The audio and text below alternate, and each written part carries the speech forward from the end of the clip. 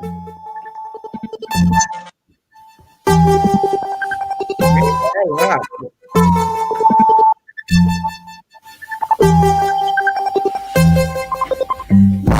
Just talk about it. No pressure, just dialogue. Turn it, On the Tisa Baby turn it Show. down, DJ. Let's just talk There you go. about it. No pressure, just dialogue. On the Tisa Baby Show. Let's just talk about it. No pressure, just dialogue. On the Tisa Baby Show. Let's just talk about it. No pressure, just dialogue. On the Tisa Baby Show. Hey, hey, hey. What's up, sweet babies? What's up? What's up? What's up? What's up? Welcome to another Tisa Batey podcast. Let's just talk about it. No pressure, just dialogue. Everybody, welcome, welcome, welcome. We're so glad to have you joining us today. I would ask that you take this time, just like I always do, and share this podcast with someone who you feel would benefit from it. We are talking about a very, very, very, very, very sensitive and delicate topic today, and that is incest. The topic is married to a molester, and this is part two of a three-part series. So I would ask that if you have not already, please, please, please, and I'm going to go to my phone and make sure that it's shareable. Um, Bam, there we go. So you can share it from my page, share the podcast, share it, share it, share it with everyone who would benefit from this. We're talking about incest, we're talking about molestation. Um, and this is probably one of, if not the most sensitive topics we have discussed here on the Tisa Batey Show. You know, we like to laugh and cut up a lot, but there's a time for that. And then there's also a time to be serious and talk about some really serious issues. And this is one of those times. So glad to have joining us for a second week in a row the woman herself, the one who has experienced life being previously married to a molester, a child molester.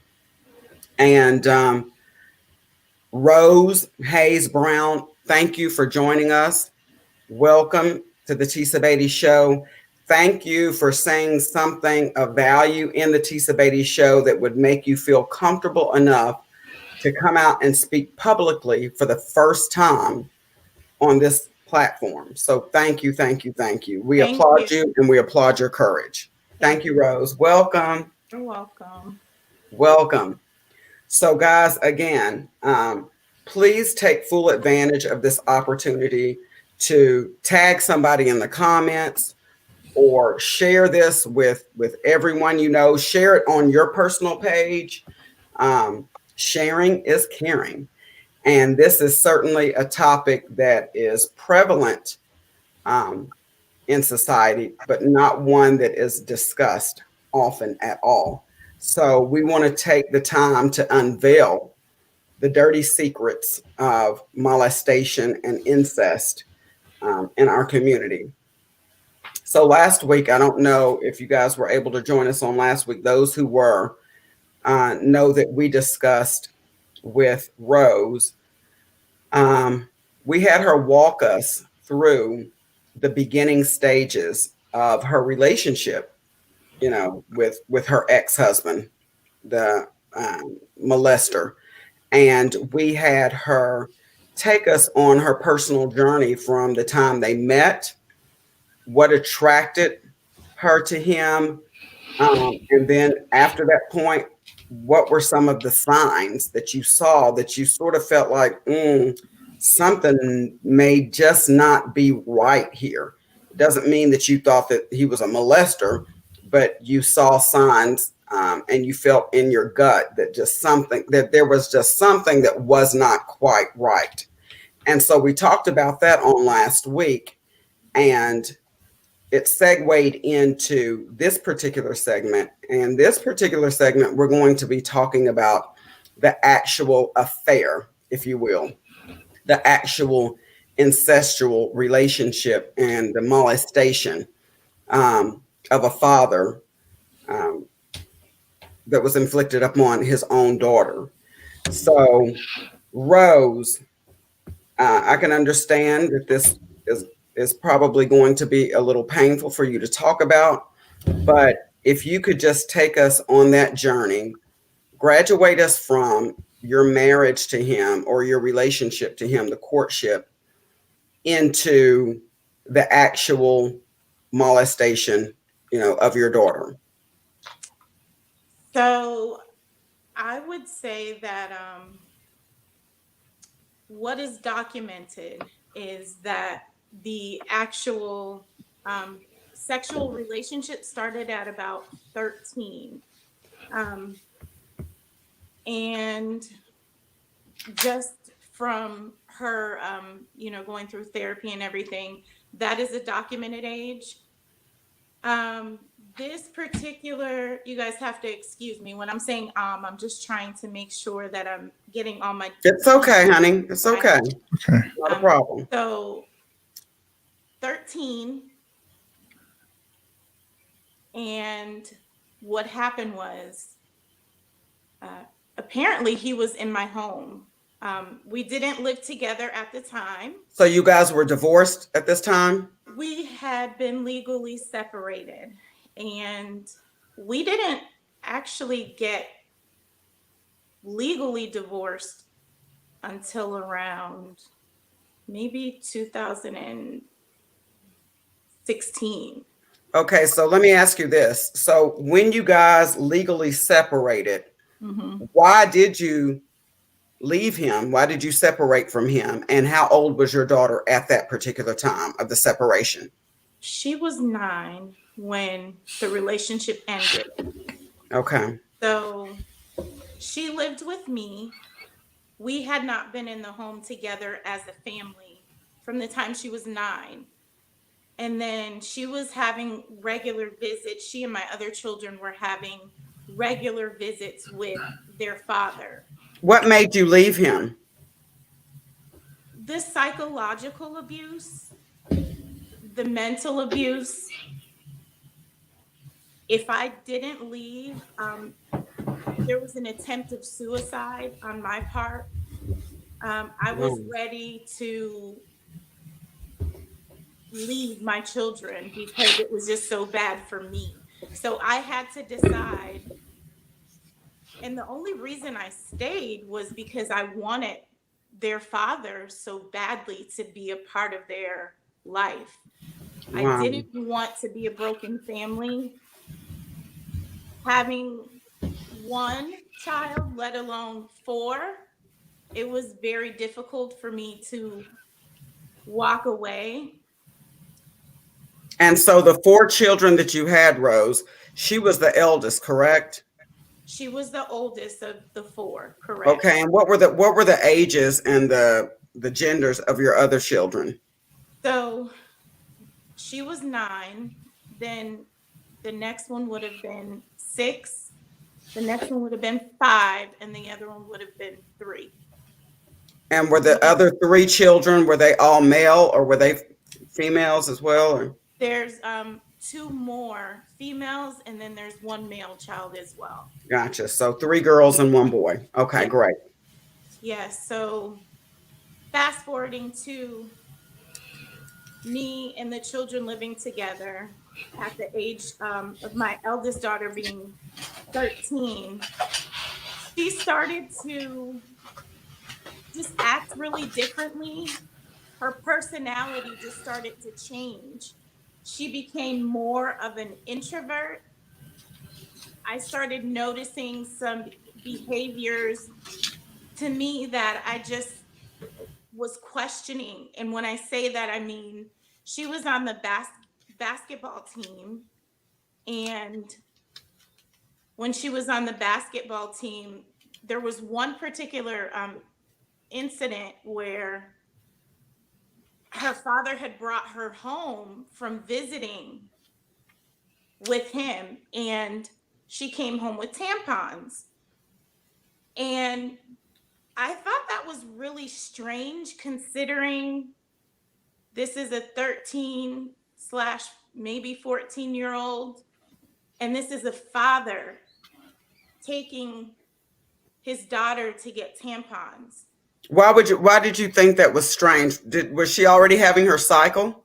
She was having her cycle, but she was still a virgin at the time, or that's what So, was. you're saying that you thought that was strange because she was using sanitary napkins as opposed to tampons. She was using sanitary napkins with me, but after a Okay. visit with him, she came back home and she told me that she preferred to use tampons, and she came back home with tampons. And just as a mother, that's just a conversation. I felt like that's not your lane. Mm, There's some things that are dad's lane. There's some things that I personally feel like are a mother's lane. That gotcha. was not his lane. So that was just a red flag.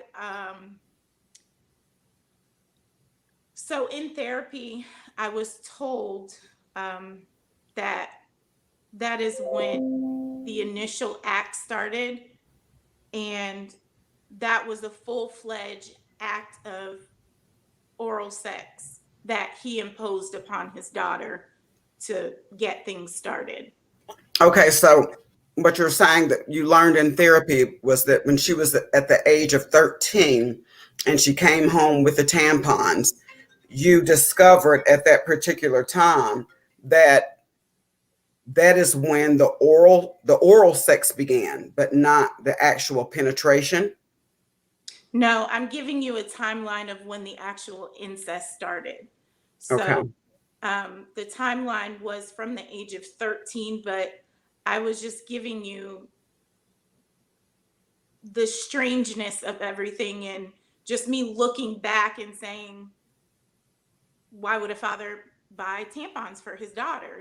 She's a girl. Like, I'm a woman. Maybe I'm old school. I don't know. I didn't at the time. I wasn't wearing tampons. My mom Gotcha. didn't. That wasn't something we did in our home. So you kind of take those traits from your own home and Right. they become your own. So I wasn't comfortable with them at the time. So I felt like there's no way in hell your dad should be having a conversation with you about tampons without my consent. So, Gotcha. kind of like when we were in therapy, it was everything came out that that was the age when it started, and that's why she was comfortable to wear tampons. The first encounter that came out was full-fledged oral was performed on her, um, and then it progressed into something more the next time, and then the next time, um, and then eventually it just became a full-fledged relationship, um, Wow. where he had convinced himself, or he had convinced himself that she was not his biological daughter. He would tell her that, I guess, to make himself feel better about what was going on. This went on for a very long time. Then, when she turned 14, he told me that he reminded me that I had told him once the kids started getting older, they could come and live with him, which I did agree to. And so he wanted Jasmine to come and live with him at 14. And she did. He literally took her from my home one day when I was at work. He just came into my home, packed up all of her things. We had only had just a small conversation. Nothing was definitive. And I came home from work and all of her things were gone. I'm looking for her. I go in her closet. I don't see any of her clothes. I don't see any of her shoes. She's gone. I call him. I ask him what's going on. And he's like,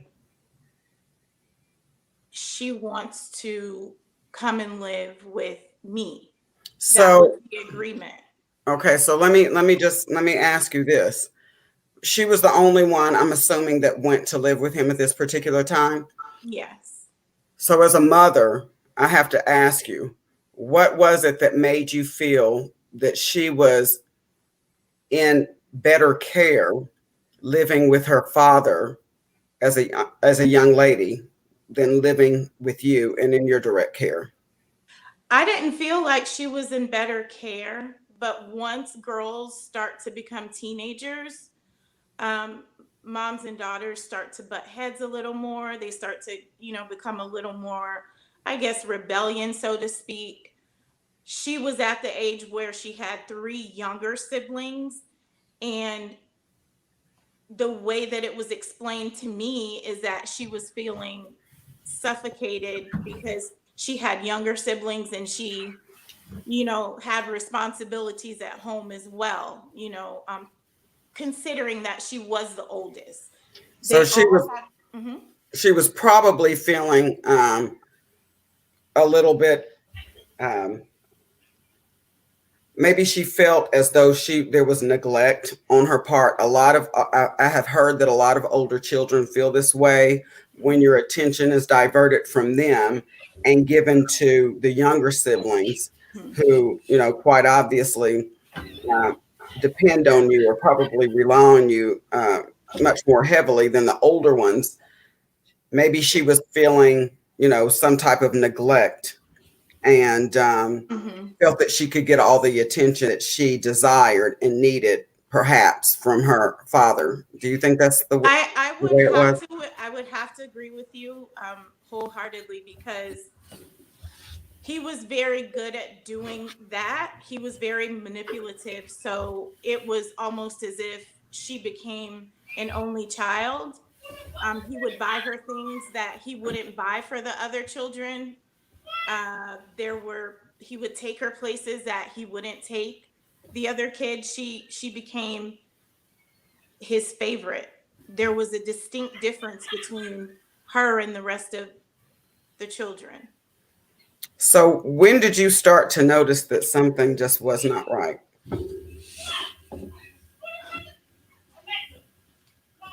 So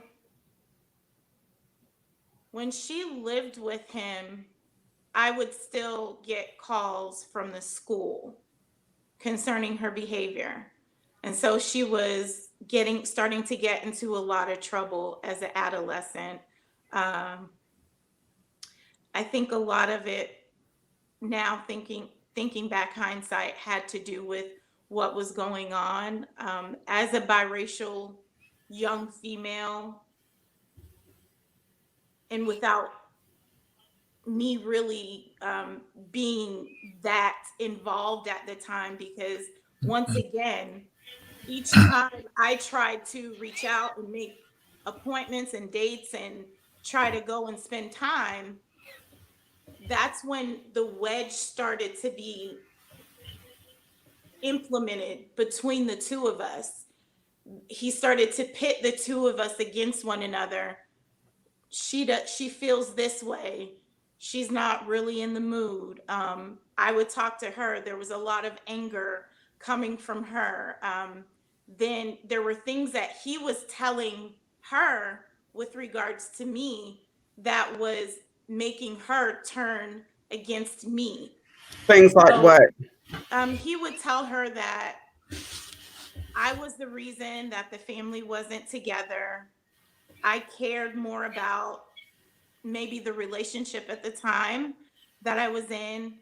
Um, things of that nature. He was just very manipulative with his words and And causing division. and and and also he would use, the other kids as well. He started to not only pit her and me against each other, he also was pitting them against her as well, and her against them. So there was almost a clear divide um, between them two and me and the other three children. What were some of the actions that she started displaying towards you? She just hated me. She hated me. There was just like she just had a very strong, I can't even say dislike. It felt like when she looked at me, she had a lot of like judgment and contentment and um Did you ever ask her? Did you ever try to have her open up and tell you why she felt this way? I did. And it was always, well, I'm just not happy because the family isn't, together. I just need to work things out. Things like that were, it was always surface. There was never any, it was always surface talk. It was never, I could never break down Mhm. that barrier. She continued to be distant. Um, and she was really good at acting like things were okay. If I would call her when he wasn't around, um, she might open up a little bit, but it wasn't too much. He was always around though. Always. I couldn't have a visit without him popping up. I couldn't have a conversation with her without him being there. And the reason is because he was always afraid that she would slip up, something would come out. I mean, this was a person that was so close to my family. He was still coming to my home for Thanksgiving dinner, sharing, the kids opening Christmas gifts.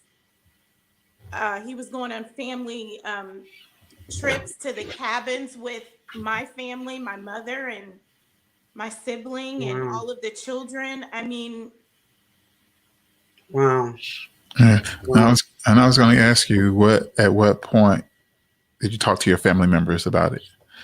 What was the breaking point when you went to your parents or your siblings to talk about it? so fast forward to, we're now going from the age of 13, 14ish to now. She was she was in college. She went to college at about 17. So we fast forward and she started to have a mental episode where she started cutting herself. And Mm. once she started cutting herself, we were like, this is weird. We don't really understand this, like what's going on with her. We're trying to get to the bottom of it. And so um, How did you find out she was cutting herself? You just saw it? Did she confess to it? it was something that he would call me and tell me. He called me and he said that she was going through some mental issues, and my Wow, the nerve of him, the yeah, gall of Yeah. him yeah. to, you know what? I mean, excuse me for just a moment, but the absolute gall of him to be able to call you and say, Mm-hmm. don't know what's up, but our daughter is going through obviously some mental issues for whatever reason, as if he didn't already know. Mhm. Like Exactly. you talk about a master manipulator. Manipulate. Mm-hmm. Yeah, yeah, That's just unbelievable. yeah.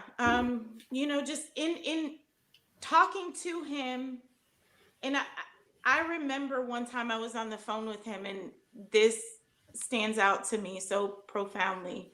I was on the phone with him, and I asked him. I said, "Why do you and our daughter feel like it's okay to exclude me, the mother, from decisions that are being made for our daughter? I don't understand. I'm her mother. You're her father. she's the child.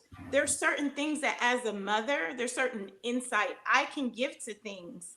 There's certain nurturing that I still have that I want to be able to bestow upon my child. But if I'm not made aware, or if I can't have conversations with her, then I'm not afforded that opportunity. So do you feel like at what point did you start to feel like, there was an alliance? And at what point, when you look back now and after the counseling, can you look back and say, you know, this was actually, even though she was a child, this was sort of two-sided. She started to develop, if I'm not mistaken, feelings for her father, Yeah. as I though he were her man. Yeah. I can tell And I can so tell you. talk about that for us. I called him one day. I believe at this time she had to have been 18 years old.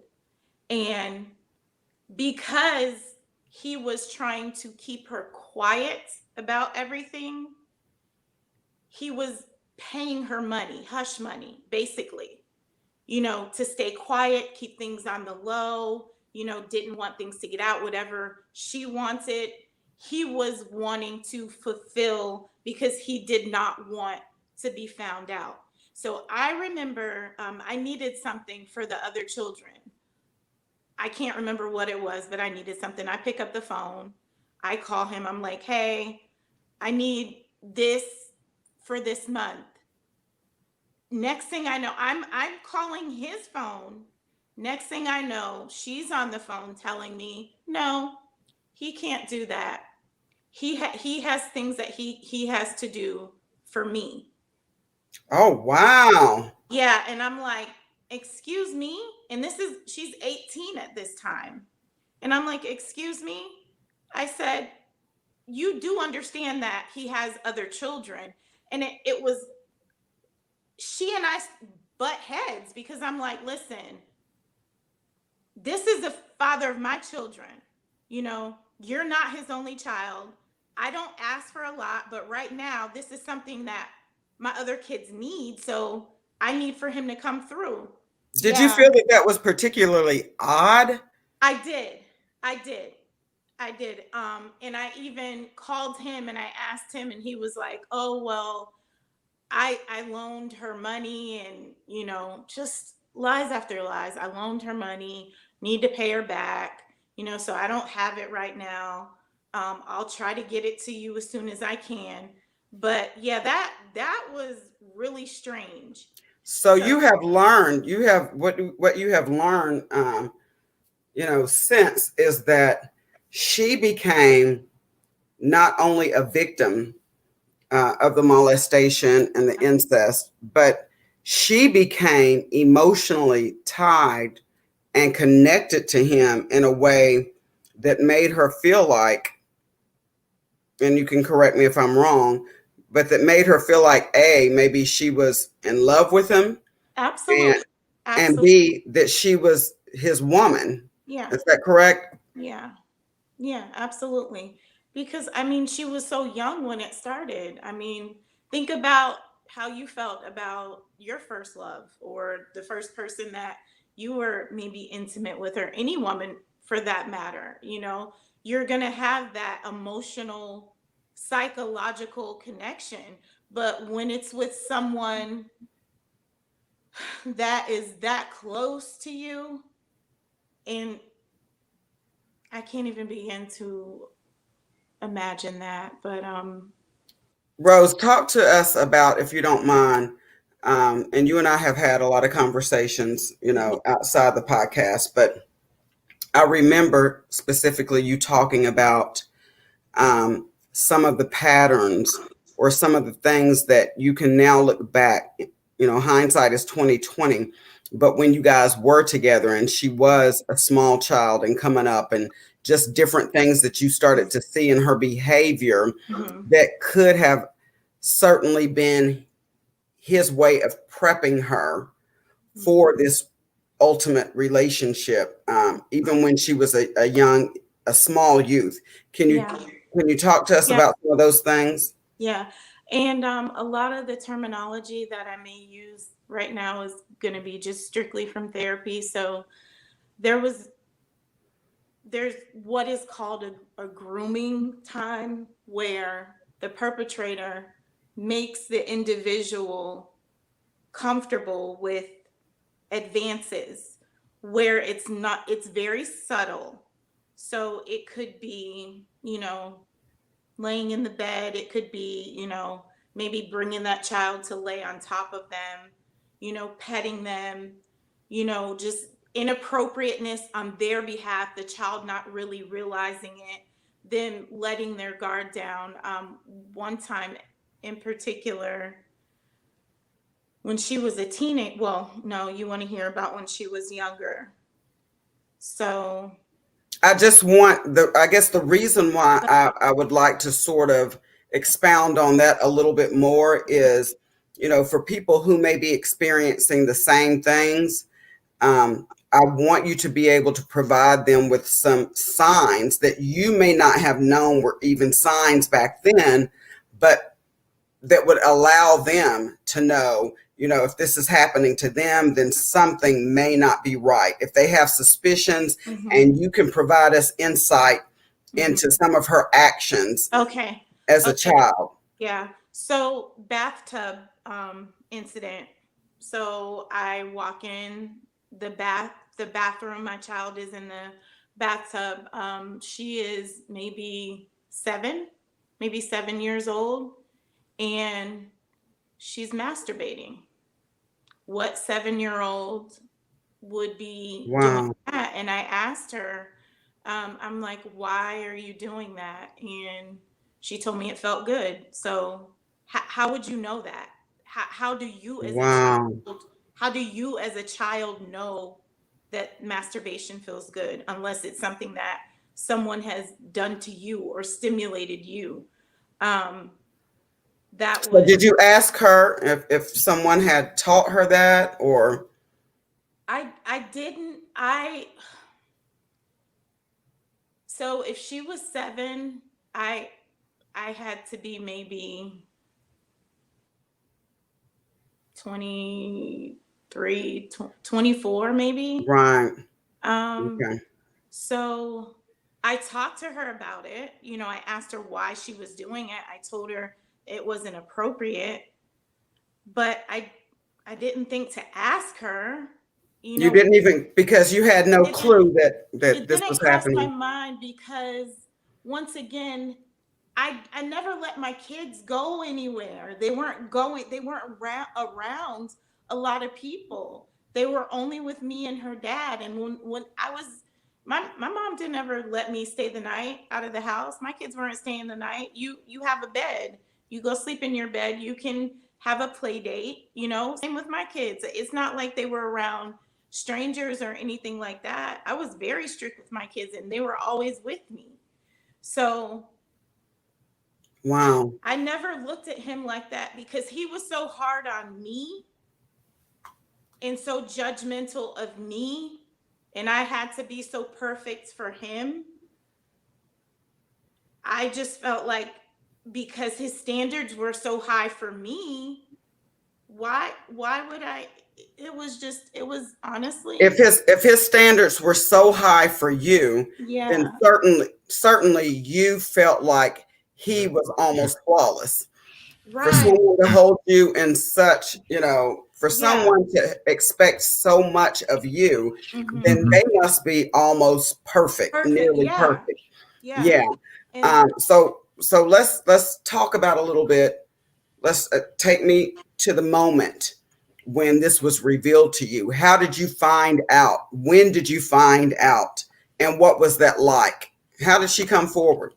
she didn't come forward. So she was, by this time, I want to say she was, I'm going to say 19 by this time.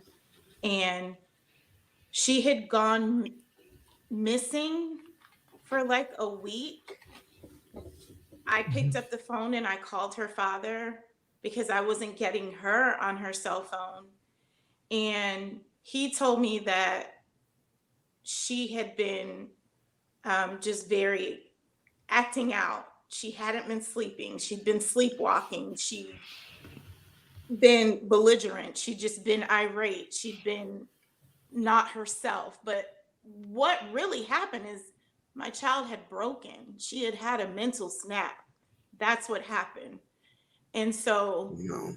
she wound up hurting herself and getting into it with someone. And I think, if I'm not mistaken, he went to jail and he left her there.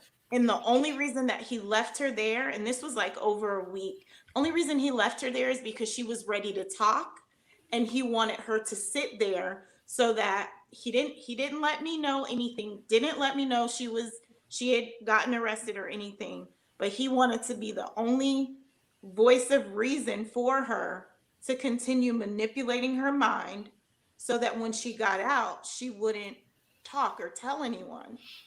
So we wound up getting her out of jail, and when we got her out, So how did you find out she was in jail? he finally wound up telling us, myself and my mother.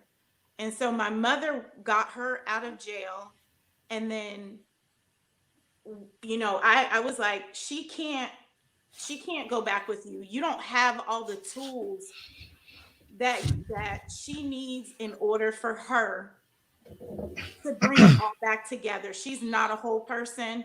Obviously, something is going on, and it is beyond you. So I'm taking my child back. I don't know what it is that she needs, but let me do what I do. Let me figure it out. And so at that time, I believe, I don't know if it was school or a job that kept her in the area. She wound up going to live with my brother because I wasn't living in the area at the time, and she did not want to leave the area that she was living in.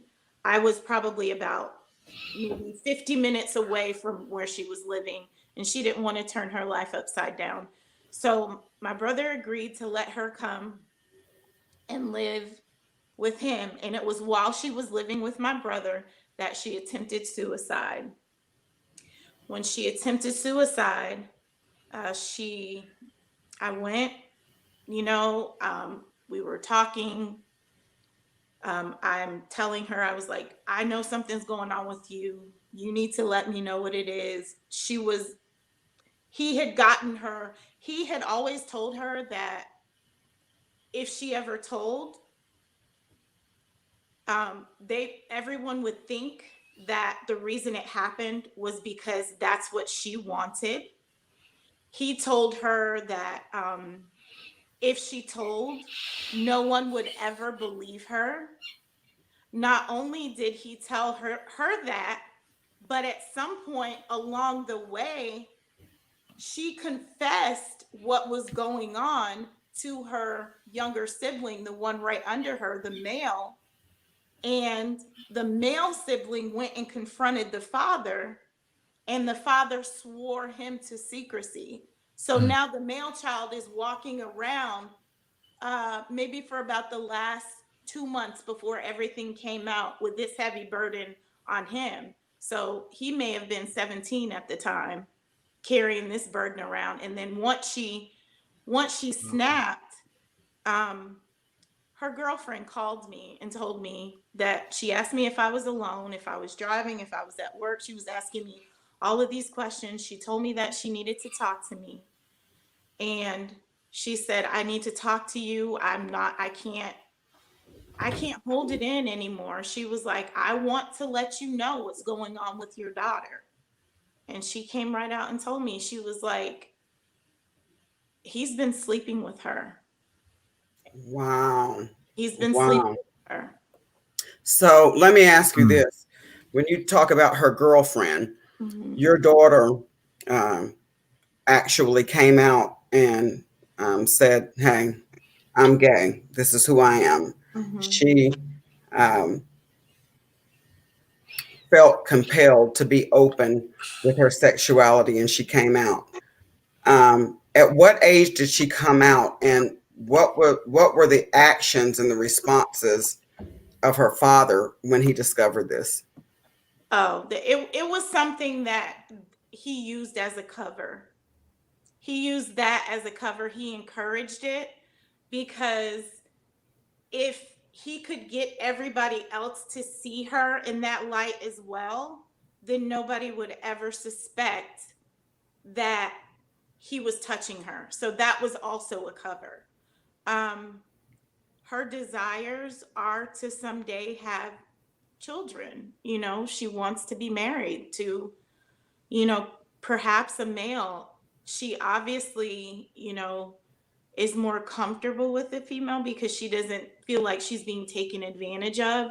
So those are some things that we're still working through. But that was just a cover to throw everybody off, to be perfectly honest. Anything that he could do to manipulate and keep people off track or off course and have anyone looking. And that was another thing too, because she was dressing a certain way and she appeared to be interested in females. That was another diversion that had me thrown, not really being able to pick up on things. So From a sexual regard, um, you know, when you say that he encouraged it, did he allow, her female friends over? Did he, how did he handle that? so he did allow her female friends over, and it was discovered um, that he also had been sexually active with at least three of her friends as well, her younger friends. So it Ooh. wasn't just an ancestral relationship. It was also he was preying on her friends as well. And one of the reasons that he did that was to make her feel guilty because they were her friends, and he could blame her and make her carry that guilt so that she wouldn't tell. So it was another form of control and manipulation. So was he with these other females aside from her, or actually inclusive with her? Um, she told me that she walked in on him sleeping with one of her friends at one time. Um, One time she was going, I guess maybe she had one of her friend's cell phones. She found text messages between her father and the young girl. And I mean, these girls were underage at the time. We're not talking, high school, headed out of high school, even though, yes, that is illegal too. We're talking as young as 14, 15. Wow. Mm-hmm. Wow. At the point when you and your family found out about this, did anybody approach him? What was the action that took place to him from you guys? And I would also like to add to that and say, when the girlfriend told you that this happened, Mm-hmm. how hard was it for her to come forward with now having this newfound knowledge? Mm-hmm. Was she forthcoming? Did she feel relieved to open up and tell you about this? And then, yes, to Grady's point, how did you all handle this with him? She didn't deny it, but she didn't admit it because she felt dirty. She was embarrassed. Um, Take your time. It's okay. It's okay. It's okay. It's okay. Take your complete and total time. I cannot even imagine. Yeah. I can't even begin to imagine the depth of your hurt. so she didn't come right out and she just didn't deny anything. I think she felt like a big weight had been lifted off of her shoulders. Um, and Grady, what was your question? I'm sorry. Oh, It's okay, Rose. what action did the family take against him once the information got out? So once the information came out, I called my family, I called my mom, I called my brother. And my mom, when I tell you, she fought for my daughter. That was her first granddaughter, and they had such a close relationship. My mother was able to get him on the phone and get him to confess, and recorded him confessing to everything: oral sex, penetration, anything that he did to my child. My mom was able to get him to confess to it, and she sent it to the police. The first day that I went and talked to my daughter about the situation, I was able to record. I made a video of me recording her and me asking her questions and her giving me a little bit of information, but not really admitting to it. So that's how we were able to get it. And then I went straight to the police department. My mom at the time was out of state. She called the police department out of state. They then asked her what state that she was in. They forwarded it to um, Cobb County, Fulton County, I believe, as well, because it happened in two different counties. So this meant that he was going to be charged in two different counties. Mm-hmm. So um, it was bad. It was really bad. I have an older sibling who just wanted the address to where this man lives, and he was going to handle it. And you can take that for how you want to. I had to beg my sibling, because that's the only sibling I have. Listen, I know that's what you want to do, but that's not going to do us any good. So let's just try and do it the legal way, and let's see, So, you know. so tell me, Rose, how long of a period of time was it between the time that you all discovered the incest and the molestation Mhm. and the time that he was actually indicted, locked up, or what have you? How long of a period of time was that? And did he try to contact her at all during that period of time? Oh yeah. I would say it was maybe about 6 months.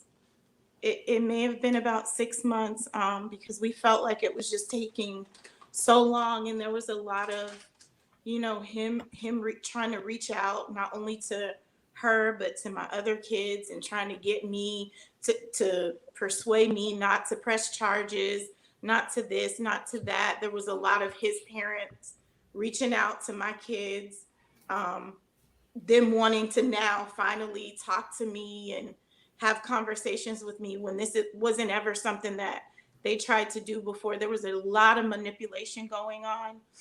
But to answer your question, from the time that I found out until the time that he was actually extradited from our hometown, because he went back to his hometown. He left Georgia, and they picked him up in 2016, November of 2016. They extradited him back to Georgia, and he's been So there. when did you all actually discover this? Did the girlfriend come forward in 2016, or was it years earlier? No, she came forward in 2016. Okay. Early So 2000s, like in I may have been like in May. how did your daughter feel about the fact that her father was now in prison for Oh, all of for these crimes against her? it was rough. It was very rough for the first year was the roughest, And because why do you say it was rough? And what were her reactions that make you say that? he still had her mind. He still Mm. had her mind. Um, Along with my other children, there was just so much psychological abuse that he had bestowed upon all of them, with the division, and causing them to fight and turning them against me. And they just felt once again like I was breaking up the family. And I'm like, so it was basically Wow. all of them. I had to fight. It was all of them against me. I had to take, and Wow. I'm literally taking a stand for not only the oldest, but for all of my other children. But because he had their minds, he portrayed like he was such a good parent he, Lord, the way that he would act in front of people to his children at times, they just thought that he was the best thing since sliced bread, and they just did not see me in that manner because Mm. I was human. I was very transparent. I'm a black mom, so you might get a little cussing out. You might get some discipline on this side. You might get some when you don't want to get out of bed. You might get some blankets and sheets snatched up off of you. You know, Mm. but that's just what it is. You know, it made me a better person. And then they got absolutely no discipline on that side. So it was just complete opposite. And he used that. He used that. They got no discipline because he needed them to be his allies, and he needed them to keep his dirty secrets. So it was very important for him, I'm assuming, to paint you as the bad parent. You Mm-hmm. know what I'm saying? And let's face it, even when there's no molestation involved, a lot of times when you experience divorce, um, unfortunately, you have one parent who will pit the kids against the other parent.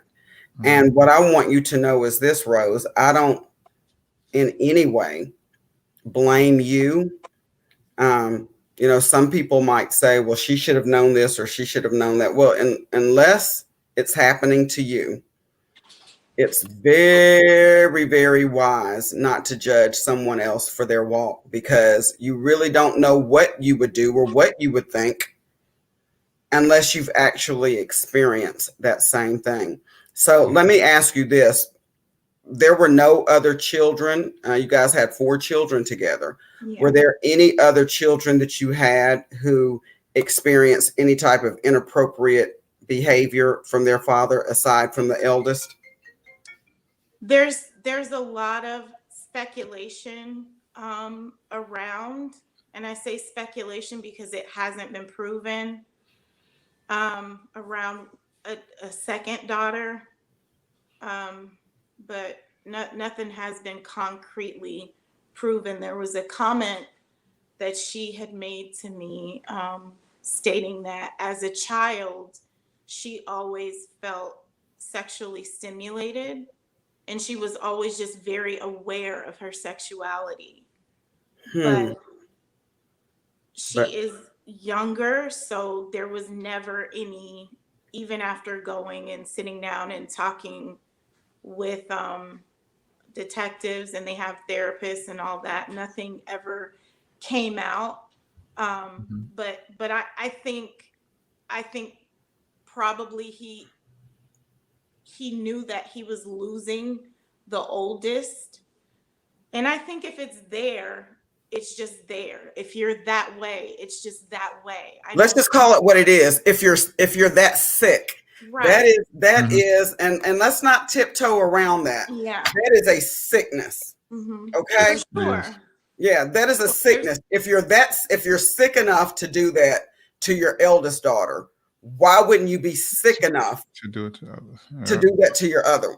So, you know, let's just we don't have to tiptoe around it. yeah. This is a mental illness. Hmm. He is sick. Hmm. And so today he is incarcerated and has been since 2016. And Yeah. if I'm not mistaken, um, what was his sentence? And I think that at this point he is trying to receive an early parole.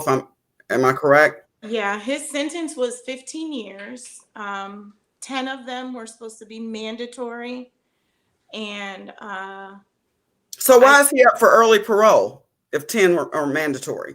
I have no idea, but I just received a letter last month stating that he was going before the review board to be up for early release, and I challenged them on that.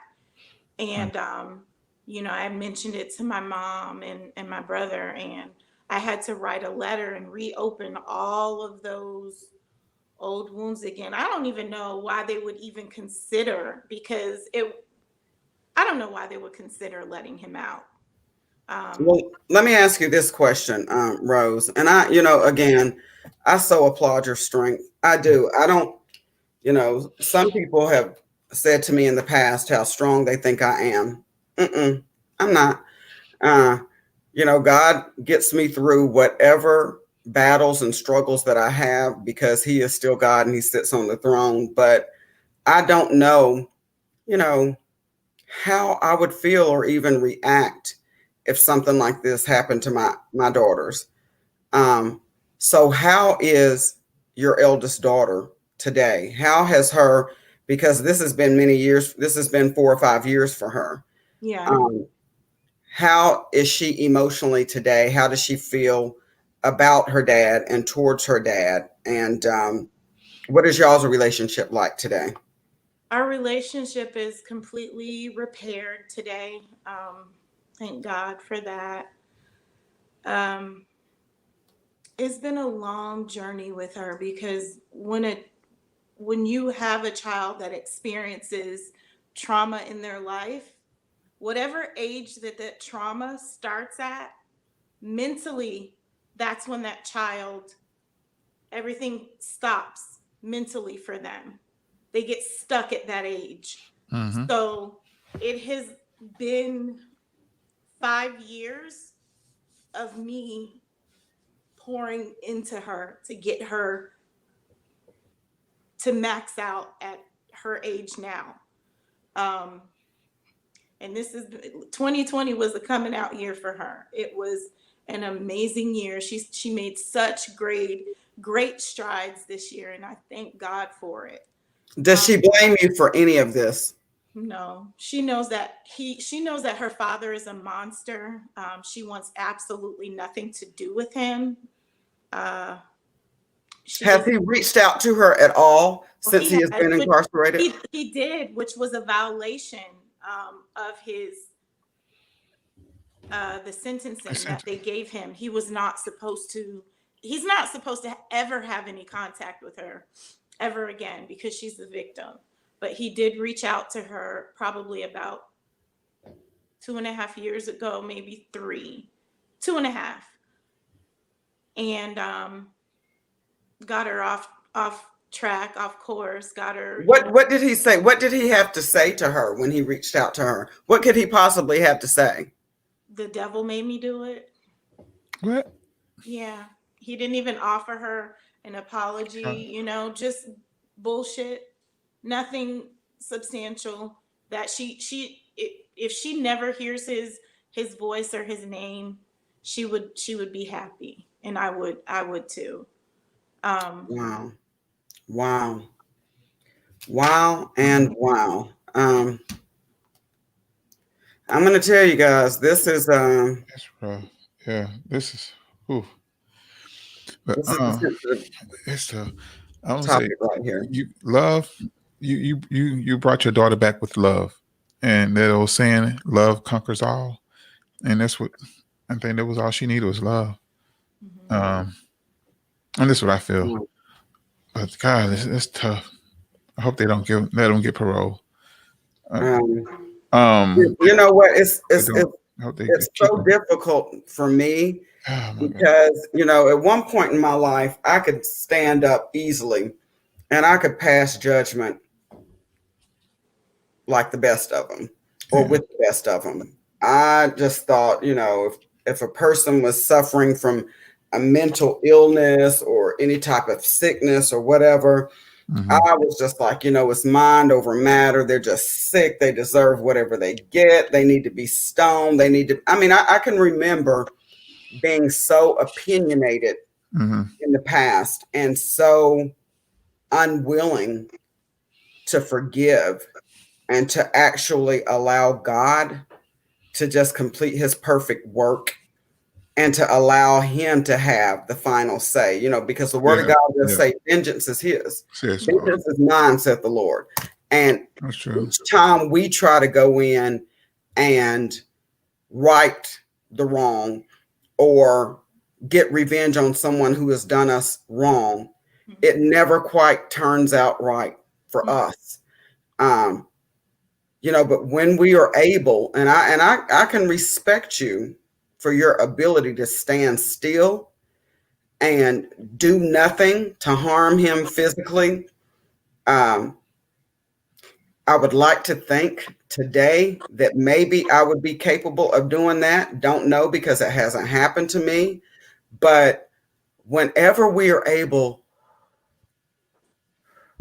to just sort of exhale, breathe, pray about it, stand still, and allow God to have the final say, Yeah. it always, always, always works out better and it turns out better. So I applaud you. And I have the utmost adoration for you um, as a mother who was able to do that and just let the law, run its course. Just let justice serve its course.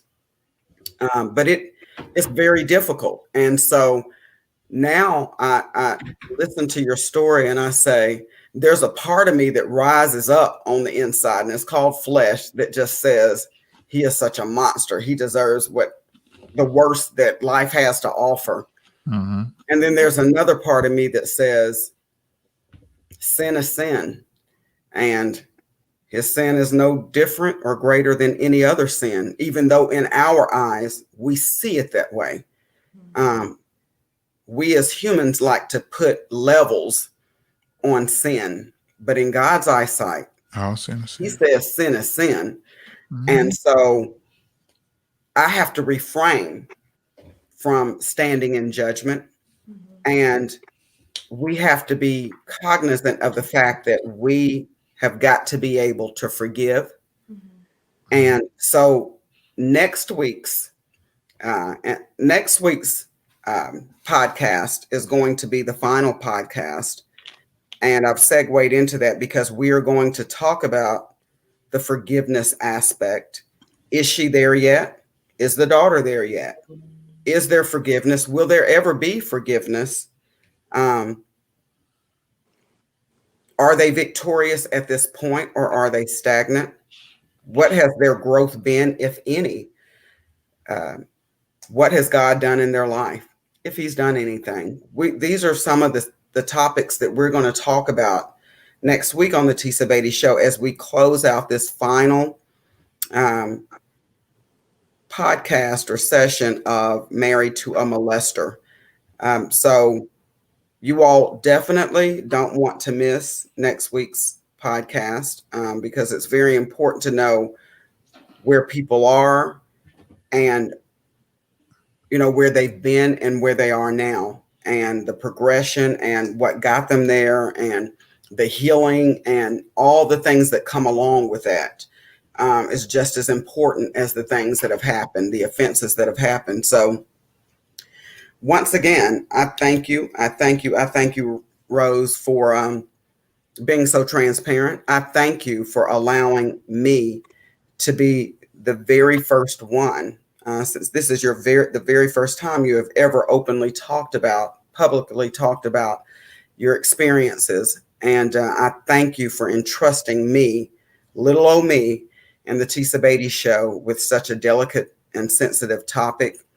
Thanks for entrusting that in me and my abilities to communicate that to the masses. My God, my God, my God. All I can say is that, my prayers are with you and that beautiful baby of yours. And I do want to read one or two comments, and then we're going to go ahead and exit this podcast. There's somebody else who has been very familiar with molestation, and she has actually commented on this podcast. But my sister actually says, when you were talking about some things that have happened, she said, Rose, I remember that. Like, she remembered certain things that happened with you because she knew you back then, certain things that you were going through. So she said she remembers, and of course she supports you. And Teresa Goins Brown says that he isolated her through manipulation. Mm-hmm. So I think that it's very important for the manipulator to completely isolate. That's part of the manipulation. Mm-hmm. To get her completely away from everyone else so that she only focuses on and depends on him Yeah. as her source. You feel me? Mm-hmm. Glenda Copeland says, I'm listening to you and my heart goes out to you and all that you've been through, Rose. Not only your daughter, but you and your family. I remember a man like this when I was young. And Sheila Massey says, and see, that's what I'm saying. You don't know how common something like this is. When it happens to you, you think you're the only one. It's a very isolating feeling, Mm-hmm. but you're not, honey. Yeah. You are so not. It happens over and over and over and over again. And I will just be glad when we get to the point as a Black race where we are comfortable talking about this stuff openly and not feeling the need to keep it all buried inside, because that's what leads to so much hostility and anger and, you know, confusion and mental health issues, depression, anxiety, suicide. Yeah. If you just talk about it, I'm here to tell you, I'm not telling you what I heard, I'm telling you what I know. Come on, somebody. Yes. If you can just open up your mouth and freely be transparent enough to just talk about these issues, it's healing. It is. Mm-hmm. Every time you talk about it, it's healing. Yeah. Just a little bit more. It's like an iceberg that's inside of you. And every time you talk about it, it just like, it falls off. It just lifts away from you. Absolutely. It's very therapeutic. Talk about trauma. We've got to learn that, it's not your fault. It's not your daughter's fault that happened. Exactly. It's not your fault, Rose, that it happened to your daughter. It's not our fault. Bad things happen all the time, but it doesn't mean that it's our fault.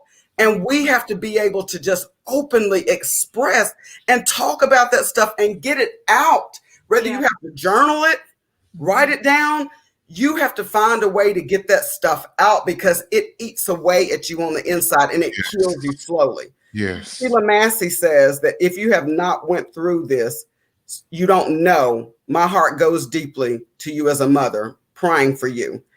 A lot of people, I'm telling you, they're commenting because they've experienced it.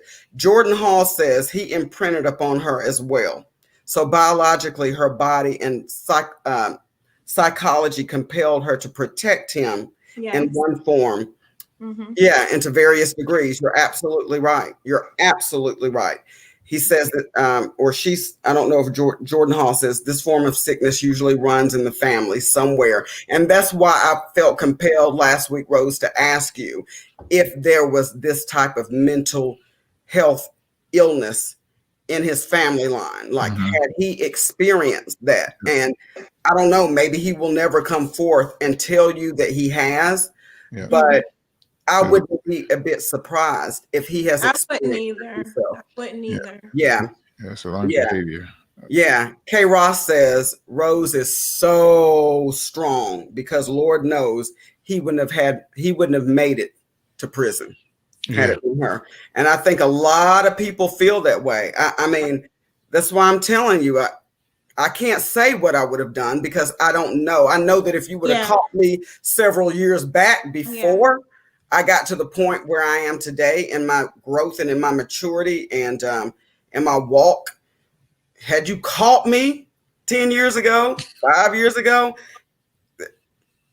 I don't know. I just can't say what I would have done. And I don't even want to speak that out of my mouth. Pam Rose says that, Rose, that she is praying for you. She's praying for all of you guys. She said the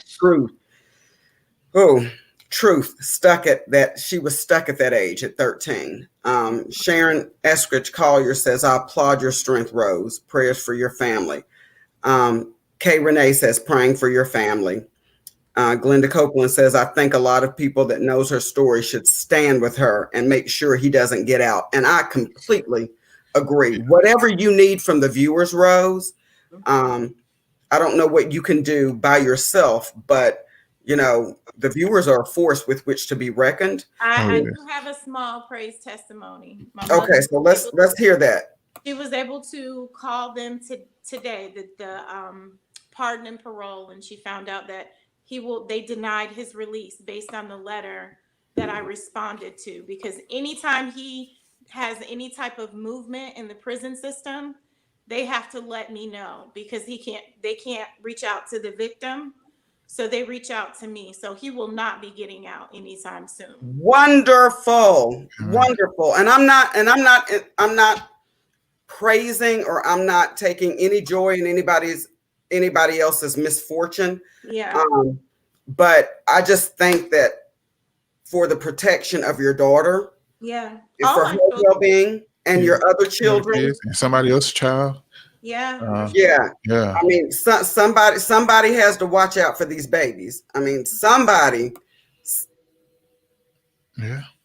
Yeah. God will always protect his children, his babies, and we just thankful for your story. Hopefully, you sharing your story will give someone strength to tell if something is happening to them.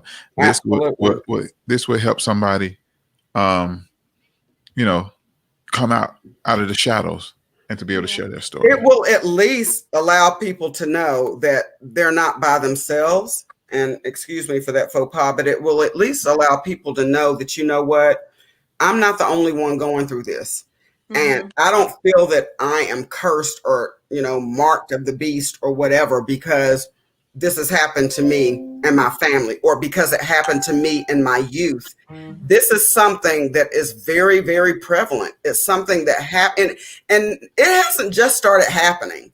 No. You know what I'm saying? This is something that has been happening long time ago, like, before, with our ancestors and our ancestors' ancestors and our ancestors' ancestors.